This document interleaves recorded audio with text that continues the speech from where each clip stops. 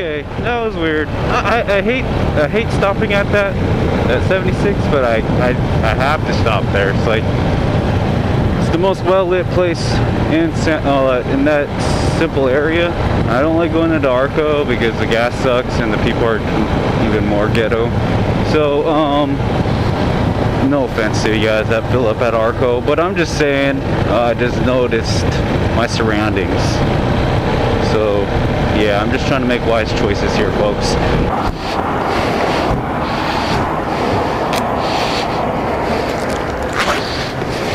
Yeah, they were trying to sell me something on CS7. But regardless, I was talking about my job and the task. So I go to the Dollar Tree. I was waiting there for about 20 minutes in line. Then the security guard walks back and forth numerous times. Then he finally gets to me. You know, I'm talking like this is within a span of 20 minutes.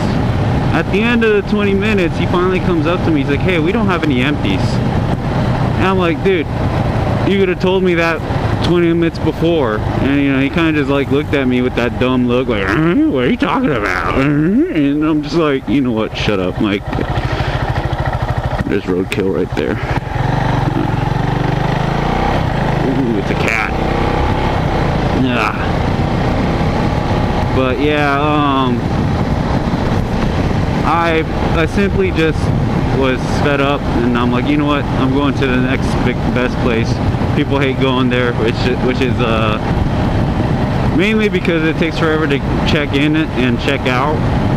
Hooking up to the trailer takes less than like a minute, but the check-in process and the checkout process takes forever, so you're there for almost half an hour to an hour. But I got there and there's no one there, so it was cool. Picked up my trailer, went to the next customer, got loaded, and all was fair and well from there. Ooh, look at all this water.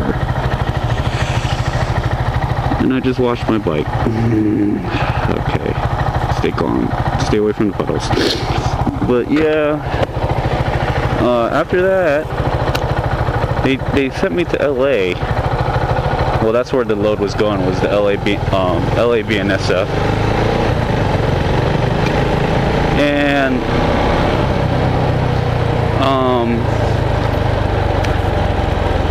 get there, get my next load, and it's considered a ramp pool. A ramp pool is anything that you take from the rail yard and drop it at a drop lot. You're not taking it to the customer, you're putting it in a holding cell. So it's like ramp pools don't get paid as much as regular loads do. So it's like I was already irritated as then, but I'm not too sure if there's like if we take an empty over a certain mileage, it becomes a shuttle. You shuttle an empty trailer from point A to point B, and I believe it's like over 30 miles you get the shuttle pay. So I'm not too sure if I got the shuttle pay for that one. I really hope I did, because I'd be irritated if I didn't. What is all this like little specks of stuff on the ground? I don't know if it's oil or what. I don't know. But anyways, I ended up getting back to San Bernardino, stuck in just hellish traffic all the way because it's Friday. Because you folks love just getting in traffic all the time, you know. Even on Fridays, you're like, let's get in traffic earlier. So I was stuck in traffic all the way, and they put me on this load. They gave me a load when I was in LA. They gave me a load, a live load appointment, which is supposed to be my last load. It was supposed to be in Ontario at 4 o'clock, 1600, 4 o'clock. I was in LA at 4 o'clock. So you can imagine I was already late. You know, being late is normal, like an hour late is normal, you know. But the amount of time it took me, I left LA at 4. I got to San Bernardino where I was dropping this load off around 7 o'clock. So it almost took me 3 hours. And they're like, hey, are you gonna make it? I'm like, dude, I'm like 3 hours late. And it's a different thing from a drop and hook. You kind of could, you know, the load's already ready. You just kind of have to show up and pick it up, you know. But when it comes to a live load, these people are waiting on you to load up your trailer, and they're not going to wait around all day long. And this particular place takes, you know, it's there for a long time, like they're there, but it takes anywhere between 2 to 4 hours to load up your truck. And that's not including getting your paperwork. So, and regardless, like I was already like in my head, I'm like, I'm not gonna make it home. When I mean I'm not gonna make it home, you guys that drive, we got a set amount of hours. My 14 was gonna run out when they got done loading me. So I told them, hey, this isn't gonna work out. They ended up pulling the load off me, thank God they did. But they decided to put a rescue load on me, which is a driver was pretty much running out of hours. He dropped the trailer. There's freight in the trailer, and that trailer had to get to the railway, and I was the guy to do it. So I was rescuing that load, and so they said, hey, that load is ready. It's already loaded. All you have to do is get the bill of ladings in the office and take off. I get there at 8 o'clock. People weren't saying anything to me. I was at the shipping office window and they weren't looking at me, you know, like I was invisible. I like to be invisible when I ride because I could ride defensively. I use this saying where I say, ride like no one sees you, okay? That's where you could use that saying, alright? But when I get to an office and I need my paperwork, this is a human-to-human social reaction right here. I say hi, you say hi. I say, I'm here to pick up a trailer. I just need the bill of ladings. I see that it's fully loaded. You say, yeah, sure. Oh, you know what? We have some technical difficulties right now. I'm not too sure how long it's going to take. Contact your dispatch to see what we can do, alright? Cool. That's how you're supposed to talk to a driver. That's, you know, that's how you're supposed to communicate with someone waiting outside that shipper window or that receiving window. No, these people were just like on their iPhones, tapping along, look, and they saw me. I'm not invisible. I'm wearing my reflective vest, okay? You're supposed to see me in my reflective vest, okay? For safety, alright? But these people were seeing me as invisible. They weren't talking to me. Then finally a good guy saw me. He came out and was like, hey, we're having computer problems, brother. I'm not too sure how long it's going to take. I would say 15 to 20 minutes, but I'm not giving you a guarantee on that. Cool.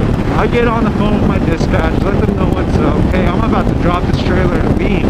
These people don't even know when their computer system's going to come back up. Oh, wait there for 15 minutes, they told me, and we'll let you know what's up. So this is something I'm so used to doing. I'm used to communicating. I'm used to going back and forth.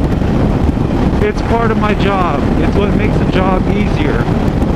You know, I have a sigh of relief. Okay, there's some communication going on. I know what's going on. And, you know, and so it is what it is, all right? Hey, I might run late. But the point is that they kind of just kept lollygagging like, hey, our system is about to come up. An hour later, a quick drop and hook turned into an hour later. This place isn't busy. I'm the only truck there, okay? An hour later, I was like, I already took the trailer out, closed the doors, hooked it up, pulled up right next to the shipping door for them to seal it. I've been there before. I know the drill. An hour later, I was sitting there. I'm like, you know what? I'm going home. I'm going home. So I go out. You know, like the nicest thing I could do. I didn't cuss at these people. I didn't throw a tantrum. I didn't throw You know, the only thing I showed is my disapproval, you know, like, I'm trying to go home, you know, this is ridiculous. And they knew it. I was mad, but I didn't yell at them. I didn't cuss at them. They're doing their job, I'm trying to do mine. I ain't trying to make theirs harder, but yet they're making mine harder by beating around the bush, not giving me any options, not talking to me. So I'm like, you know, I'll make this easy for them. They could get this thing shipped out tomorrow, or they could get a driver to pick it up tonight. Me, I'm going home. You know, that Carmen's screaming, I'm going home. You know, like that was me right then and there. So I pretty much backed up the trailer into the space, nice and neat for them. Then I see this guy waving his hands in front of me. No reflective vest. He wasn't wearing his reflective vest.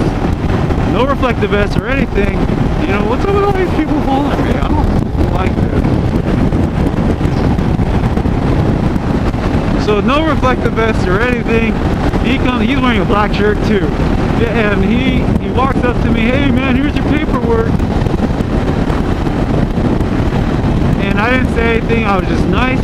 I'm like, let's get this done, you know. I just said, sign here, I'll see you at the trailer. I'm like, cool. Alright, thank you. And like I go out and I see the security guard. The security guard was all smiles and giggles, you know. He didn't know what's going on. And I'm like, you know, I didn't cuss. I didn't say anything.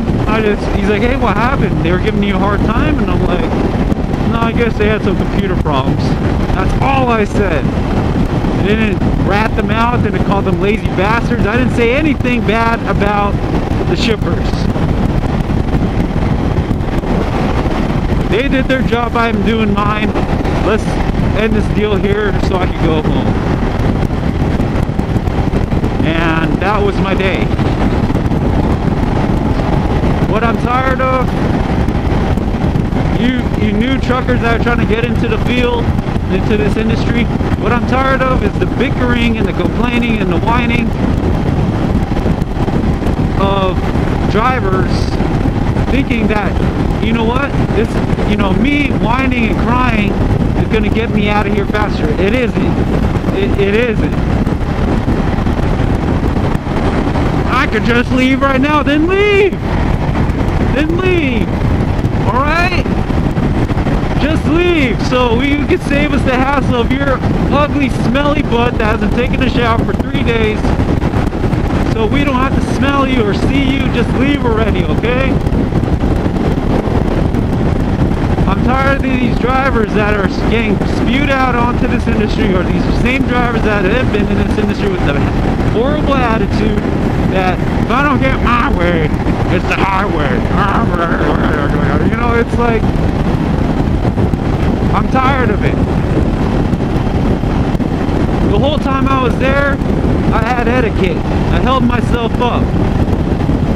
I took pride in myself, and I'm like, hey, I'm not going to make my company look bad. I let them know, hey, what can we do here? Ooh, you're so cool. You know, you could have used the right lane to pass me, so you didn't have to go across 2 other lanes, so you could. Now he's stuck behind a truck and a slowpoke. But anyways, you make yourself look more ridiculous, more childish, immature when you start acting stupid like that to the shippers. These people could take a lot longer than they are right now to load you with your horrible attitude. I've seen it time and time again. People, the guy that's whining and complaining the most, I get there, he's been there for an hour, I get out before he does.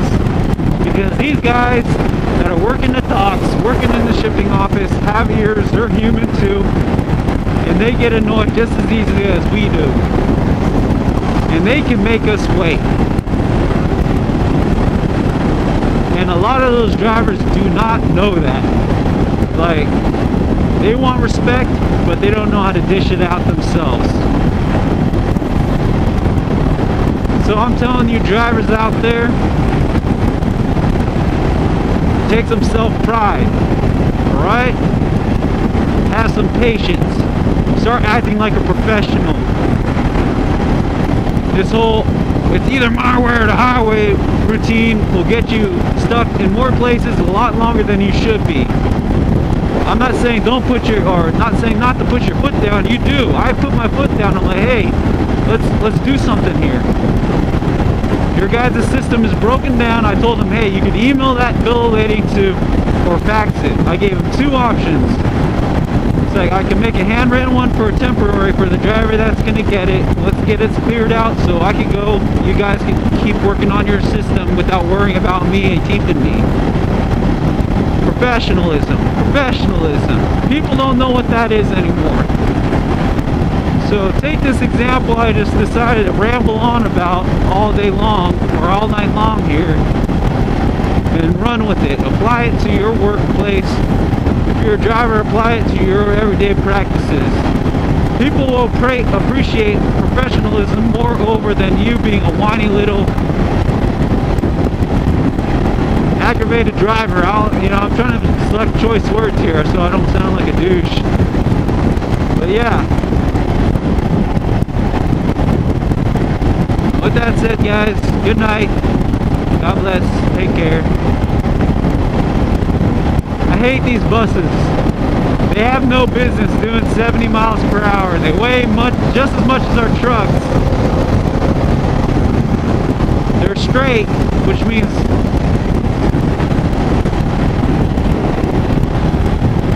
I don't know. I hate buses that go like 75 miles per hour.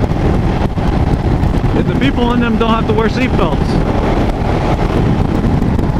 How ironic is that? Anyways, guys, take care. God bless. Talk to you later.